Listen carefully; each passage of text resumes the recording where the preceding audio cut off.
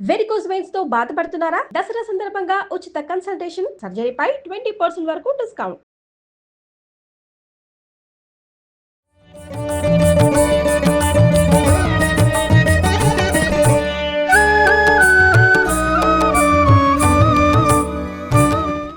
నమస్తే రమ్య గారు. నమస్తే జయ. శరన్నవరాత్రిలో 10వ రోజులో ఉన్నాం. మరి ఈ రోజు యొక్క విశిష్టత. మహిషాసుర మర్దిని నవమి తిథి వస్తుంది, రోజు 10 కానీ నవమి వస్తుంది కదండి. వస్తుంది కాబట్టి ఈ రోజున మహిషాసుర మర్దిని స్వరూపాన్ని చేస్తారు. ఈ 10 రోజుల మొత్తం కథలో చివరి అంకం ఇదే. మహిషాసురుడు అనే ఒక రాక్షసుడిని అమ్మవారు సంహరించడం. ఈ మహిషాసురుడు అంటే దున్నపోతు వలన కలిగినవాడు, గేదెకి కలిగినవాడు, మహిషానికి కలిగినవాడు మగవాడు. కాబట్టి గేదెలో ఉన్న రెండో దాని గురించి చెప్తాం. కానీ అవును, అవటానికి రాక్షస ప్రవృత్తి, పశు ప్రవృత్తి రెండు ఉన్నాయి. బేసిక్ దుడుకుతనము, తొందరపాటు, అహంకారము, తన శక్తిని తలుచుకుని బలుపు, నేను చాలా శక్తివంతుడిని అనే ఇలాంటి పొగరుబోత్తనం, ఈ లక్షణాలు ఉన్నటువంటి మహిషాసురుడు అమ్మవారిని మోహించి మొదట, తర్వాత ఆమెను స్వాధీనం చేసుకోవడానికి ఎందరో రాక్షసుల్ని, మంత్రుల్ని, వాళ్ళని వెళ్ళి పంపించి ఆమె ఒక్కొక్కళ్ళని మట్టు పెట్టేస్తే చిట్ట చివరికి వెళ్ళాడు. మహాసౌందర్య స్వరూపిణిగా ఉంది, రౌద్ర రూపిణిగా ఉన్న ఆమెను చూసేసరికి ఇంతమందిని వచ్చిన వాళ్ళందరినీ నలుచుకుని తినేసింది. ఇలాంటిదే కావాలి నాకని ఆమెతో మొదట మాటలకి దిగి, తర్వాత ముందు నన్ను గెలిచి చూపించమందా మహిషుడితోటి యుద్ధం. ఈ యుద్ధకాండలో ఆమె అతనికి ఒక దశలో అంటే ఇంతమందిని చంపేసినది సాధారణ స్త్రీ, సౌందర్యవతి అయిన స్త్రీ ఎలా అవుతుంది అని ఊహించలా. ఇదేదో మహత్తరమైన శక్తి అనిపించలా. ఒక అనుమానం వచ్చింది, ఏమిటి దేవతలందరూ కలిసి అన్ని శక్తులు కూడా ఇక్కడ కూడా సరే, అయినా కూడా నేనే బలవంతుడు. ప్రతిదానికి ఒక సమయం ఉంటుంది, అంతేగా. ఆ సమయం దాటాక ఇక దైవశక్తి ప్రబలంగా అవుతుంది. అంత మటుకు ఈ మానవీయ శక్తిలో, పాశవిక శక్తో, రాక్షస శక్తో అంతకుముందు బోల్డ్ అని జరిగినాయి ఇలాంటివి. కానీ నేనే గొప్పవాడిని అన్న అహంకారం వల్ల వాడు అది గ్రహించుకోలే. వీళ్ళు నాకంటే అధికులు అన్నది ఒప్పుకోవడం ఇష్టం లేదు. సాధారణంగా వ్యక్తుల్లో ఉంటుంది, మానవుల్లో కూడా అవతలవాడి గొప్పతనాన్ని, సమర్థతని ఒప్పుకోరు.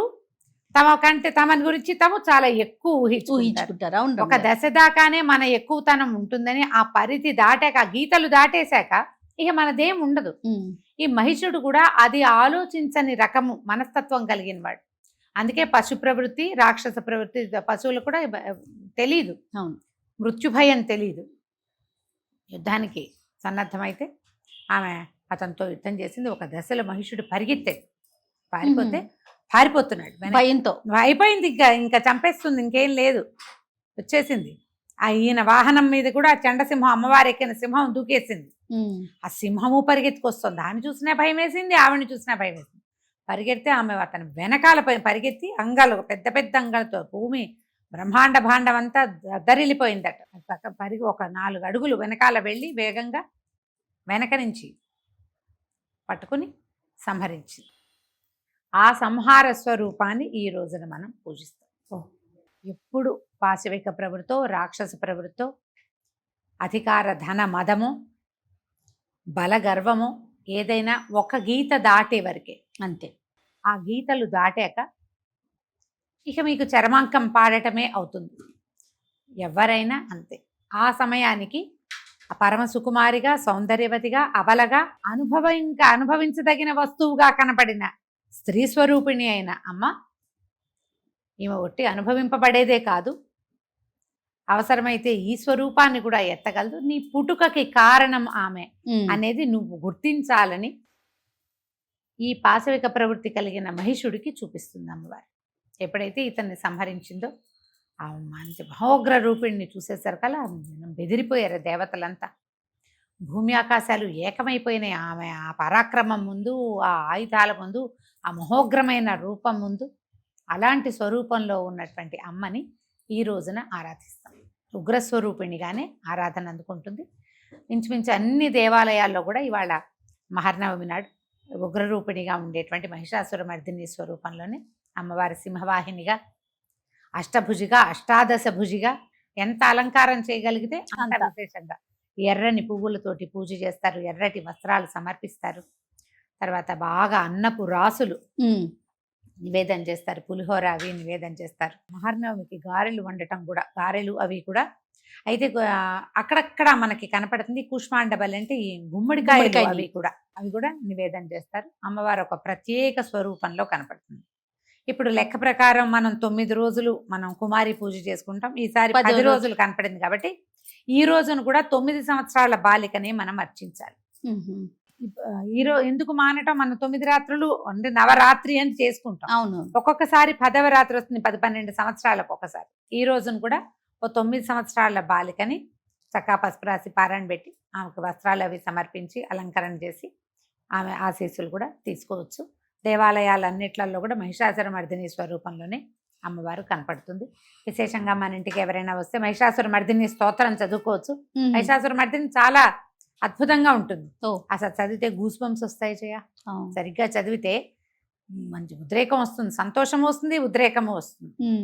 విశేషంగా ఎక్సలెంట్గా ఉండే స్తోత్రాల్లో మహిషాసురమర్దిని స్తోత్రం ఒకటి.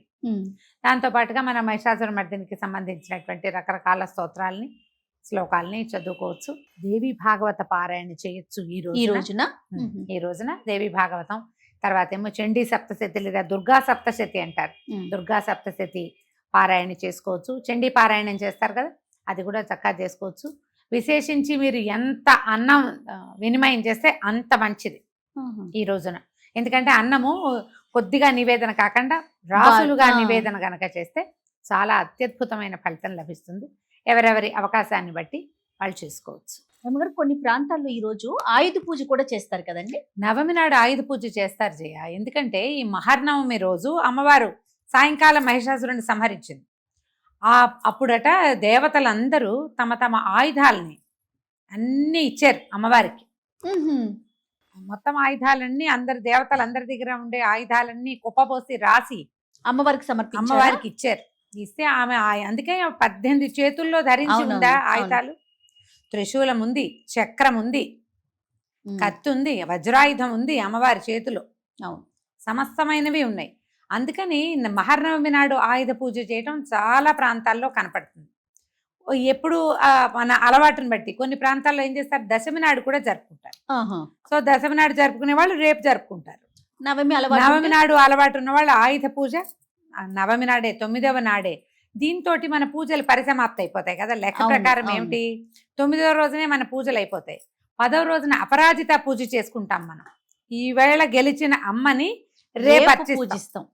ఇప్పుడు ఆయుధాలు ఎక్కువ పెట్టింది ఆమె, వాడింది ఆయుధాలు ఈ రోజున కాబట్టి నవమి నాడే శుభ్రంగా ఆయుధ పూజ. ఆయుధం అంటే రకరకాలు మనకి ఆయుధాలు ఏమున్నాయి. ఇప్పుడు మనకి కెమెరాలు ఉన్నాయి, కత్తులు కటార్లు లేవు.